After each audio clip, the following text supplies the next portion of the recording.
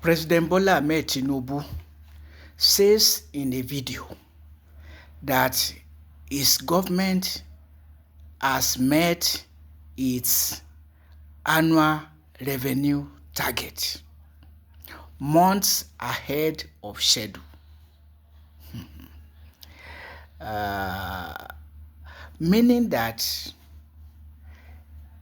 more revenue will be coming from the remaining months. Meaning that the revenue target has overshot government's expectation. Meaning that this government is keeping somewhere huge sums of money. Because according to President Tinubu, it's not yet talking about oil revenue, but non-oil revenue. So the government has met its annual revenue budget months ahead of schedule. You are talking of huge sums of money, and not counting revenue from oil. So, but of course, when you say fuel subsidy is gone, all other subsidies are gone, and yet sinking Nigeria in debt. That means, and Nigerians are asking, where are the subsidies gone? Where are they gone? To where are they gone? So,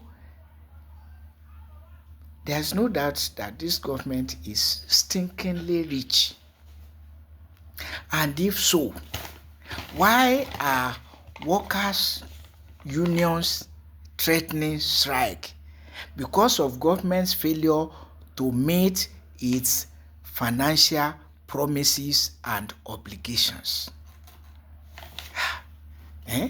You want to talk of the Academic Staff Union of Nigerian Universities or the Academic Staff Union of Nigerian Polytechnics?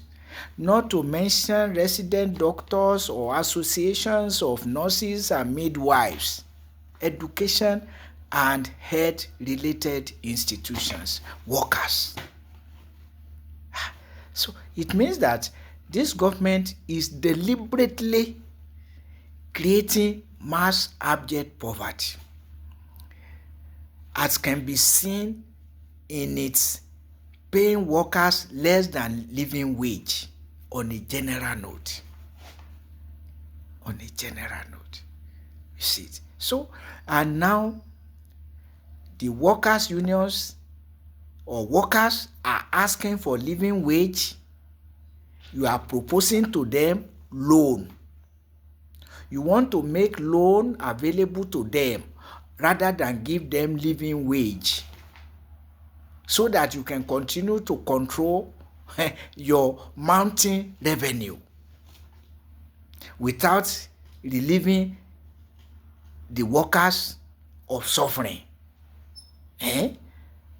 through which the general populace can benefit from business interactions.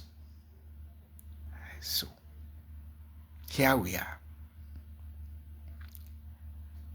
And you ask yourself, why is Bola Ahmed Tinubu telling Nigerians what he would rather not tell them? That his government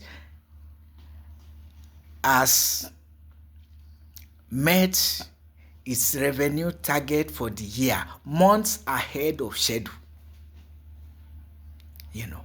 Because the economy is not buoyant. Workers are complaining. So, well, the reason Tinubu is saying it is clear.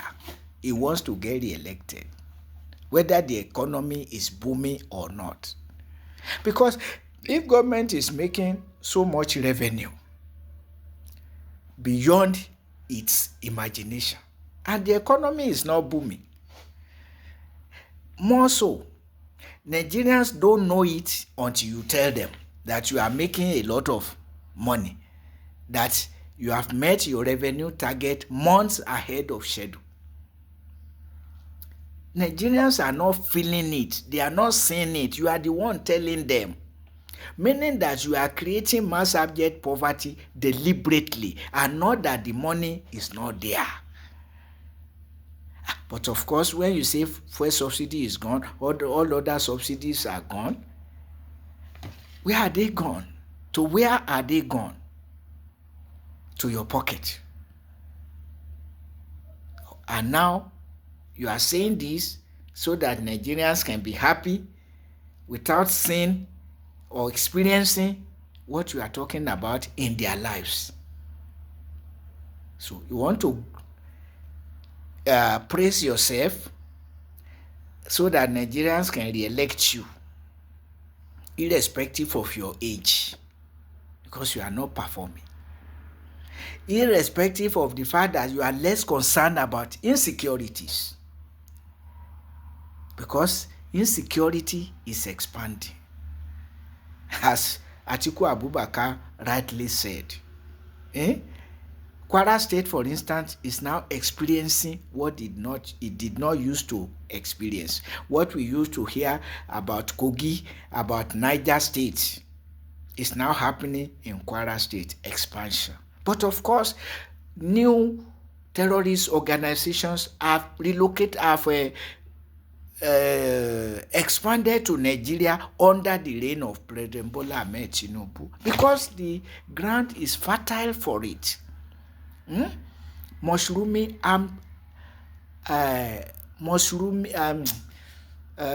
Worsening mass abject poverty, leading to criminal instincts being effected, put into action. Again, because the ground is fertile for it.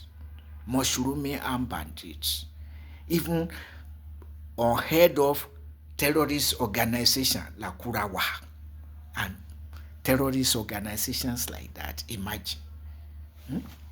More and more terrorist kingpin. Imagine. Names that we never heard before until now.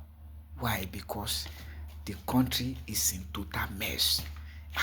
I mean, just take it from fuel subsidy is gone. All other subsidies are gone. So what is left for Nigerians to really enjoy? And now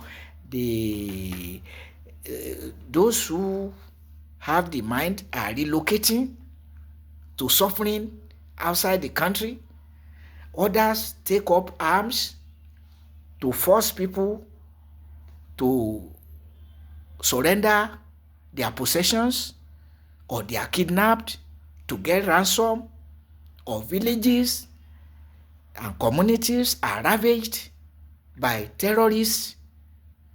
And Tinubu is not talking about, but to glorify himself that his government has met its revenue target months ahead of schedule. So, Nigerians, with particular reference to opposition politicians, please put your acts together, unite, give Nigeria a presidential candidate that they can see is reasonable, is not too old, and can be benefited to do the will of the people. And as I keep saying, I don't see any other than Peter Obi representing North, South, and zonal justice. And I say, his shortcomings, continue to mention them to his hearing and to the hearing of those who are close to him. And with particular reference to the politicians that we feel them to be on his neck to do the right thing. Because a tree does not make a forest. Aha. So if the people say this is what they want, he will have no option. In 2015, Nigerians massively voted against Jonathan because he offered nothing than war against the Boko Haram Muslim community in his 4 years. War and poverty characterized Jonathan's presidency 2011 to 2015. No gainsaying. Brutality. So some people are saying he's a gentleman. Gentleman. He instigated the Christian Association of Nigeria against the Boko Haram Muslim community for his own political survival. He promised 4 years, a single term of 4 years. Upon getting power, he wanted to change Nigeria's constitution to 7 years of single rule. Nigeria rejected it. So what is gentle about Jonathan? If Jonathan were gentle, as I said in another video, he would not even have contested for election in 2011, knowing that Yar'Adua did not complete his 4 years coming from the northwest, and that time southwest rotation was in vogue. Yes, it happened in 1999, 2003, and 2007. 4 years after, in 2011, Jonathan said there was nothing like that. And somebody can open his mouth and say Jonathan is a gentleman. Where is your knowledge of history? Where is your sincerity of purpose? But Tinubu is eulogizing himself to sensitize Nigerians to re-elect him, as did Muhammadu Buhari. But don't forget what happened when Buhari got his second term. The economy became worse. Fuel price went up to unimaginable levels, only for Tinubu to say fuel subsidy is gone. Therefore, 3 times of what Buhari sold fuel that Nigerians were crying, Tinubu took it to triple. So, from brutality to brutality, 2015 till date, and somebody say we should continue with APC and Tinubu. But we need the opposition political parties to think of North, South, and zonal justice. Field Peter Obi. Being on him to do the right thing should not be a problem for you chieftains of the political party that face him. And for the rest of Nigerians to know that politicization of Islam and Christianity will not carry us to anywhere, but retrogressing us, as it were, to the extent our leader can remove subsidy from basic necessities of life to be funding pilgrimage boards and subsidizing pilgrimages for privileged Christians and Muslims, not for poor people. Even all these insecurities, who are dying more? Who are dying more than Muslims?